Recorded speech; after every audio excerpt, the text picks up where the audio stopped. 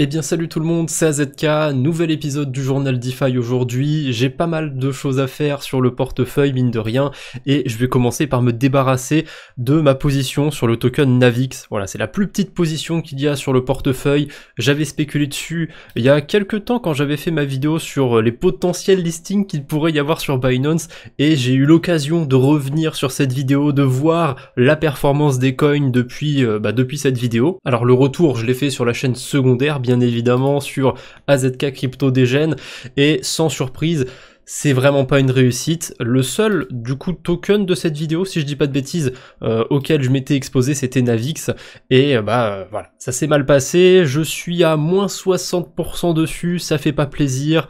J'ai perdu un petit peu tout espoir de ce côté-là, du côté d'une potentielle Sui season ou je ne sais quoi. Il y a encore 2-3 trucs que j'attends du côté de cet écosystème, notamment la console de jeu qui devrait bientôt arriver, la Sui Play. Mais pour ce qui va être du côté spéculation, j'attends plus grand chose à vrai dire de la blockchain Sui. J'en avais parlé aussi sur la chaîne secondaire, sur la chaîne Degen, quand j'avais fait un quadbo sur la DeFi, quand j'étais parti voir un petit peu s'il y avait des trucs intéressants à farmer ou pas sur Sui, et c'est pas terrible en ce moment ce qu'il y a sur Sui, donc j'ai envie de vraiment me déconnecter le plus possible de cet écosystème, ça ne m'intéresse plus tant que ça, donc je vais récupérer mes tokens Navix qui sont déposés sur le protocole Navi, évidemment. Tant qu'à faire, je les avais déposés là-bas parce que ça me permettait de générer des intérêts dessus.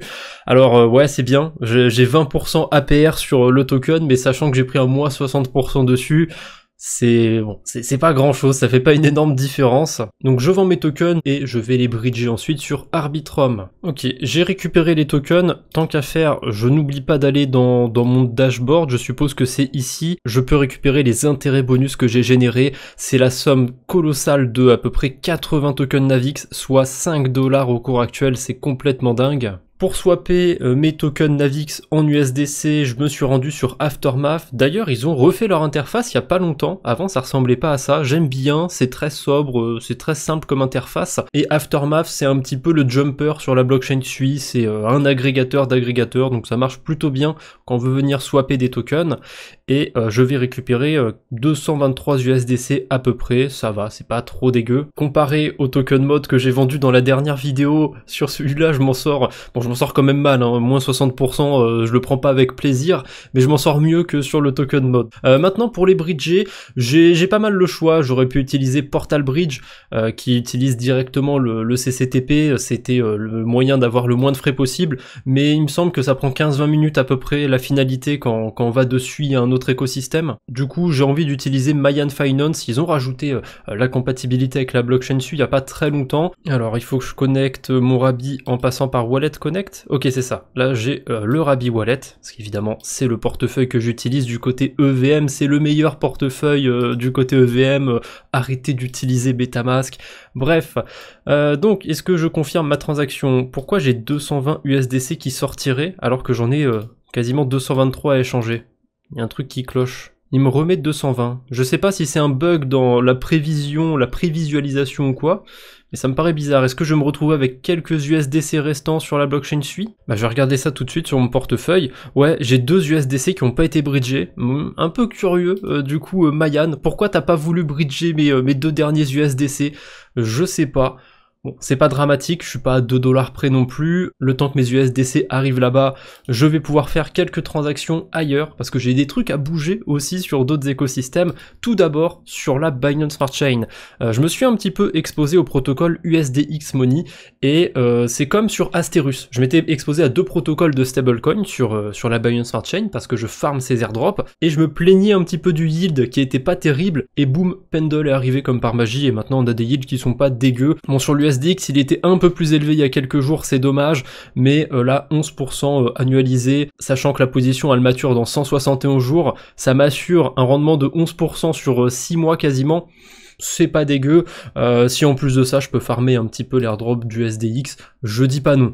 J'ai très peu d'attentes par rapport à cet airdrop, mais il y a la mafia Binance derrière, donc on sait jamais, des fois sur un malentendu, ça peut être cool de farmer les airdrops de la mafia Binance, et évidemment, si je me mets pas sur Ethereum avec la Ledger, ça ne va pas marcher. Donc là, globalement, ce que je suis en train de faire, c'est de m'exposer au principal token sur Pendle, et pas à la pool de liquidité. En gros, le principal token, il a une décote jusqu'à la date de maturation, jusqu'au 1er septembre 2025, et c'est de là que vient les 11% d'intérêt. C'est parce que j'achète en quelque sorte des SUSDX pour plus tard avec une décote. Et ce qui me permet d'avoir cette décote, c'est ceux qui vont aller spéculer sur les points, sur le yield token. Donc fidèle à mon habitude, je me mets du côté avec le moins de risque, où je préfère farmer le yield que farmer des points ou quoi que ce soit. Et c'est déposé. Va falloir que je mette à jour ça sur mon tableur d'ailleurs. Mes USDC, ils sont pas sur USDX Money, maintenant ils sont sur Pendle. Et bon, j'ai la flemme de mettre la date à jour, ça change pas grand chose. Par contre, je vais me rajouter la maturité, c'était quand ? La pool mature le 1er septembre 2025. Bon, franchement, j'ai le temps avant d'y arriver, mais j'aime bien me noter ça sur le tableur, me noter les petites informations quand je suis sur des pools avec une date de maturation, c'est pratique. D'ailleurs, je l'ai pas fait pour ma position sur Pendle avec le token Silo, mais c'est pas très grave, on va y revenir sur cette position.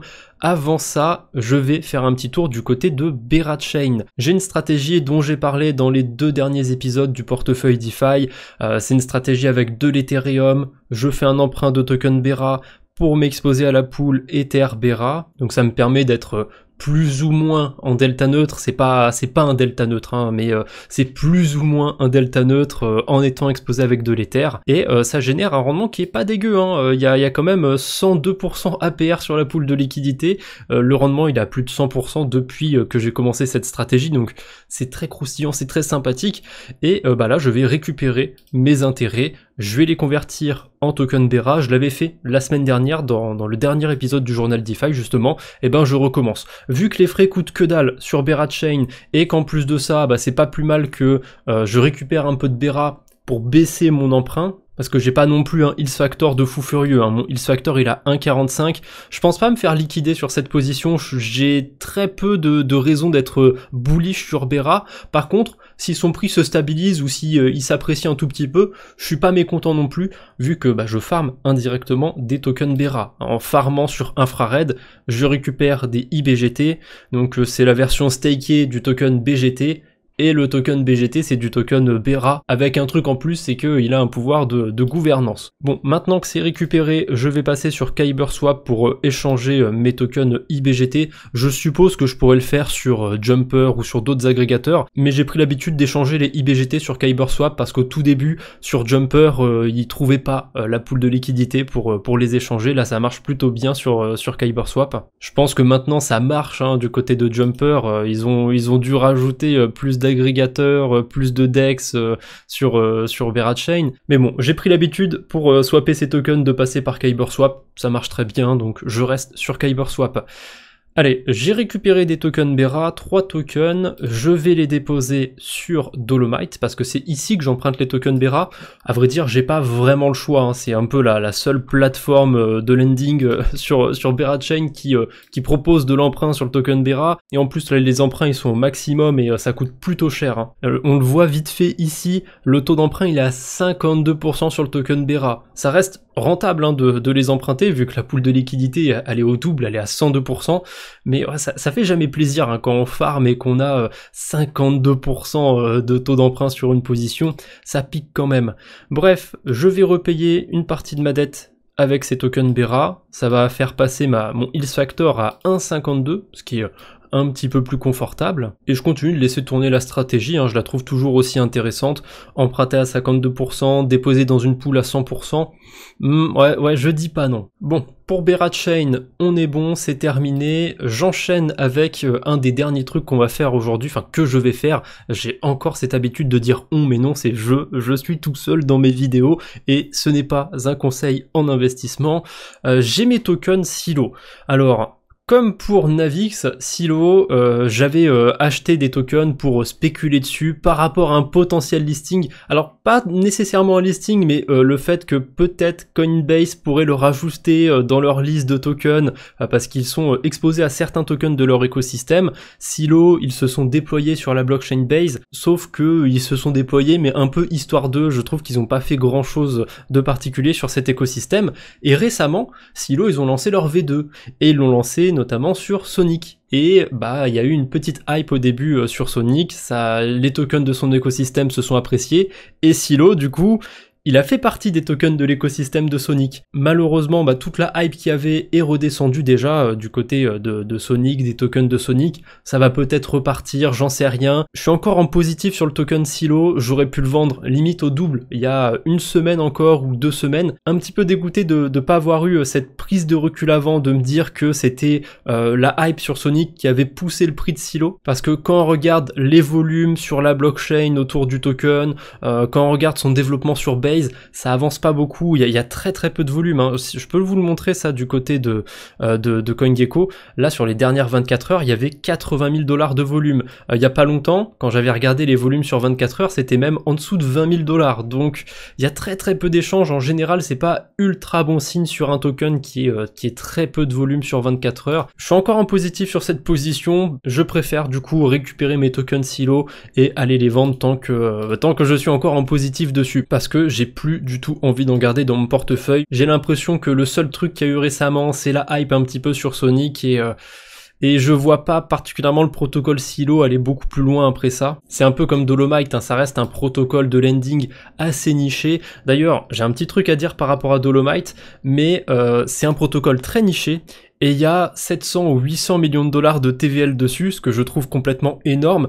Alors il y a beaucoup de liquidités qui sont bloquées sur Dolomite par rapport à Boyco et compagnie, donc tous les vaults qui permettaient de farmer des points, des tokens Bera, tout ça, et ces liquidités elles sont plus ou moins prises en otage, et ça me fait dire que c'est pas bon signe pour l'écosystème Bera Chain, parce que c'est une anomalie d'avoir un protocole comme Dolomite qui a 800 millions de $ de TVL. Pour moi il n'y a pas de monde où Dolomite, quand les liquidités seront débloquées, il reste avec 800 millions de $ de TVL. J'en parle depuis plus d'1 an sur la chaîne YouTube, j'aime bien le protocole, même si j'en parle pas non plus tout le temps, j'en ai déjà parlé plusieurs fois. Le protocole est sympathique, mais c'est un protocole de niche. Donc le voir avec autant de TVL, ça me fait bizarre, et je me dis que quand il y aura les déblocages de liquidités, c'est sûr qu'il y a pas mal de gens qui vont sortir du protocole. En plus de ça, il y a leur airdrop qui devrait arriver probablement ce mois-ci. Je trouve que paradoxalement le fait qu'il y ait pas mal de liquidités sur Dolomite et compagnie, c'est pas un bon signe, c'est plutôt un mauvais signe, parce que c'est rare qu'il y ait autant de liquidités sur des protocoles de niche, et quand ça arrive, c'est toujours par intérêt. Et quand les liquidités seront débloquées, je suis persuadé de ce qui va se passer. Après, peut-être que je suis médisant, on a encore 1 mois ou 2 pour en reparler, mais ouais, j'ai l'impression de connaître déjà la fin du film de ce côté-là. Alors, j'ai récupéré normalement mes tokens Silo. Tant qu'à faire, je vais aller sur Jumper cette fois-ci pour les échanger contre des USDC. Vous voyez peut-être où je veux en venir. J'ai des USDC que j'ai bridgé depuis maintenant je vais en récupérer avec mes tokens Silo. Donc j'échange mes tokens Silo contre des USDC. Comme d'habitude, j'oublie pas de noter mes ventes avec mes moins-values, mes plus-values sur mon tableur. Bon sans surprise, du côté de Navix, c'est plutôt une mauvaise surprise, 332 $ de moins-value, et du côté de Silo, 40 $ de plus-value. Ça fait un petit peu pâle figure à côté. D'ailleurs, j'ai eu à peu près les mêmes pertes sur Mode et sur Navix. On est sur le même ordre de grandeur, enfin pas en pourcentage, mais en dollars en tout cas, on est sur le même ordre de grandeur. Voilà, qui sait, peut-être que j'ai vendu au bottom, que c'est le moment de les acheter, et tant mieux pour ceux qui ont acheté mes tokens de Paper Hand. C'est pas des tokens que j'avais prévu de garder très longtemps dans mon portefeuille, j'avais spéculé dessus pour une certaine raison, j'ai plus envie de les garder dans mon portefeuille maintenant parce que je crois plus trop à la raison pour laquelle j'ai spéculé dessus. Voilà, Navix, le listing Binance, même si ça arrive, je pense qu'il reviendra même pas à mon prix d'achat. Silo, ça m'étonnerait que Coinbase le liste ou l'ajoute à leur portefeuille de tokens DeFi. Donc quand je suis plus trop aligné sur les tokens que je hold, je préfère les vendre tout simplement. Initialement, j'avais 50% de BTC, Bon ça a pas trop bougé pour le coup, j'avais 25% d'USDC, là je suis à 36% et j'avais 15% d'Ether, maintenant je suis tombé à 12%. Bon c'est pas parce que j'en ai vendu, c'est juste parce que son prix a bien baissé, donc bah forcément comme j'ai des stablecoins, comme j'ai du Bitcoin à côté qui ont mieux tenu, bon l'USDC c'est pas trop une surprise qu'il est mieux tenu, il a juste pas bougé en termes de prix, et ben voilà, Ether comme il a baissé par rapport aux deux, le pourcentage diminue. Je sais pas si je rééquilibre mon portefeuille, si je me remets à 15% en Ether comme avant, donc globalement je sais pas si je rachète un petit peu d'Ether. Je vois que j'ai un petit peu d'Aptos aussi, 2,5% du portefeuille. En ce moment j'aime bien l'écosystème Aptos, mais j'aime bien surtout farmer des tokens Aptos. En acheter directement ça me chauffe un peu moins, donc je sais pas trop encore comment je vais la jouer sur le portefeuille. Pour l'instant j'ai pas envie de me fatiguer, je vais peut-être m'exposer un peu trop à ce protocole, mais il y a moyen de farmer encore une fois USDX via un autre protocole, cette fois-ci via Spectra Finance, donc c'est un protocole qui fonctionne comme Pendle, et je vais pas me mettre sur le principal token, je vais me mettre sur la pool de liquidité, parce qu'on a un rendement qui est vraiment pas dégueu, hein. On est sur du 22% d'intérêt, la moitié du coup ça provient des intérêts du principal token, et le reste c'est des intérêts bonus en token Spectra. Je sais pas s'il y a énormément de liquidité sur Arbitrum avec le token Spectra, mais de toute façon, je vais pas non plus déposer des 1000 et des 100 sur Spectra, enfin si techniquement je vais déposer des 100, mais pas des 1000, ça c'est sûr. Va falloir que je convertisse mes USDC en USDX d'ailleurs. Tant qu'à faire, je vais pas passer sur USDX Money, je vais rester sur Jumper. Déjà, ça me fait une transaction en plus dessus, je dis pas non, et en plus ça me permet d'avoir un petit peu plus d'USDX. En passant par le marché secondaire, en passant par les pools de liquidité, je peux en avoir quelques centimes en plus. Je dis jamais non. Et au cas où certains se poseraient la question, là techniquement je vais m'exposer à l'USDX. J'ai plus d'USDC, enfin en tout cas j'ai moins d'USDC normalement dans mon portefeuille. Je devrais rajouter les USDX sur mon suivi sur CoinGecko, mais avec les stablecoins j'ai pas trop envie de m'embêter. Je sais que le protocole USDX, je vais le farmer quelques mois au mieux, et après je vais passer sur autre chose. Donc je le considère même pas sur mon portefeuille sur CoinGecko, je laisse en USDC. Oui, s'il y a un dépeg, tant pis pour moi, je l'aurai dans le cul. Et c'est pas grave dans ce cas-là, si je récupère je sais pas 500 USDC sur ceux que j'ai investis sur USDX Money, je ferai le calcul de la perte et je la rajouterai sur le suivi de portefeuille. Mais par simplicité, si je change de stablecoin et que je sais que je vais le changer de stablecoin juste pendant un certain temps, et je laisse les USDC sur la répartition de mon portefeuille. J'ai vraiment pas envie de m'embêter avec ça. Bon, revenons à nos moutons, revenons aux USDX, je suis sur Spectra, et là c'est tout ce qui me reste à faire pour aujourd'hui. Je vais déposer les tokens. Alors j'avais dit dans une précédente vidéo que en vendant mes tokens Navix, en vendant mes tokens Silo, j'en mettrais probablement une partie sur l'épargne. Je pense que vous n'êtes pas passé à côté, mais il y a pas longtemps j'ai sorti une vidéo sur comment faire son épargne sur la DeFi, et du coup j'ai créé un portefeuille pour ça, et j'ai commencé à mettre des sous dessus. Quand j'ai vendu les tokens mod dans le dernier épisode, j'en ai profité. Les stablecoins que j'ai récupérés, je les ai foutus sur Optimism, je les ai rajoutés à mon épargne. Et récemment j'ai fait un pari un peu à la con sur Twitter, où je me suis dit que j'allais shorter les tokens que je voyais être mis en avant par certains influenceurs, et c'est un pari qui a fonctionné. Bon, c'était pas hyper intéressant honnêtement comme expérience, et du coup la plus-value que j'ai tirée de ce trade, je l'ai foutu sur le wallet d'épargne. C'était pas particulièrement le but de faire quelque chose de profitable, ça aurait été dans le négatif, tant pis, je l'aurais assumé, je serais revenu dessus. J'ai eu de la chance disons, et du coup voilà, j'ai voulu sécuriser en quelque sorte les gains et je les ai foutus sur l'épargne. Et d'ailleurs j'ai choisi de redéposer sur des protocoles où j'avais déjà posé des liquidités, donc j'ai remis 54 USDC sur AAV, 30 USDC sur Compound et 40 USDS sur Spark. Donc au fil de l'année c'est sûr, et peut-être même encore après en 2026 et soyons fous peut-être même en 2027, je continuerai à mettre de temps en temps des USDC que je génère ou que je récupère sur le portefeuille de la chaîne YouTube, et je ferai un petit suivi de cette épargne de temps en temps dans les épisodes du journal DeFi. Peut-être qu'au bout d'un an de création de cette épargne, je ferai un bilan, voilà, qu'est-ce que ça a donné d'épargner sur la DeFi pendant un 1 an. Et pour ceux qui ont raté le dernier épisode du journal DeFi, pour l'instant j'ai 1 mois de recul sur cette épargne et sur le premier mois ça m'a généré 6% d'intérêt. Donc je l'avais dit dans la vidéo, il faut pas avoir des attentes démesurées sur ce type de portefeuille où c'est pas là qu'on va faire des multiplicateurs de fou furieux, on va juste venir chercher un peu de rendement. C'est assez satisfaisant de mon côté de mettre en place ce genre de portefeuille. J'aime beaucoup les données, j'aime beaucoup les chiffres, donc là ça me plaît bien ce petit concept de pouvoir traquer ça tous les mois et de vous partager les résultats. Je crois que j'ai terminé. Ah non, j'avais juste approuvé mes tokens du côté de Spectra, donc là je termine ma dernière petite transaction pour aujourd'hui et ensuite on pourra se quitter. Voilà, c'est signé, c'est envoyé.